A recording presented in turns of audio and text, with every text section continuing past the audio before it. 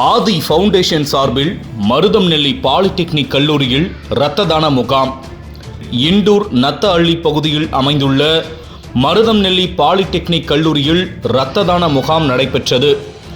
இந்த முகாமானது சேவா பாரதி தமிழ்நாடு, மருதம்நெல்லி பாலிடெக்னிக் கல்லூரி, நாட்டு நலப்பணி திட்டம், அக்னி சிறகுகள் அறக்கட்டளை, உதவும் உள்ளங்கள், விஜய் மக்கள் இயக்கம் நல்லம்பள்ளி மேற்கு, தர்மம் அறக்கட்டளை தர்மபுரி, இணைந்த கரங்கள் தர்மபுரி, சேலம் சிவராம் ஜி இரத்த வங்கி இணைந்து நடத்தும் சுவாமி விவேகானந்தர் பிறந்தநாளை முன்னிட்டு 16ஆம் ஆண்டு இரத்த தான முகாம் மருதம்நெல்லி பாலிடெக்னிக் கல்லூரி பள்ளப்பட்டியில் நடைபெற்றது. இந்த முகாமினை இண்டூர் காவல் ஆய்வாளர் சரவணன் தலைமை தாங்கி இரத்த தான முகாமினை தொடங்கி வைத்தார். முன்னிலையாக கா.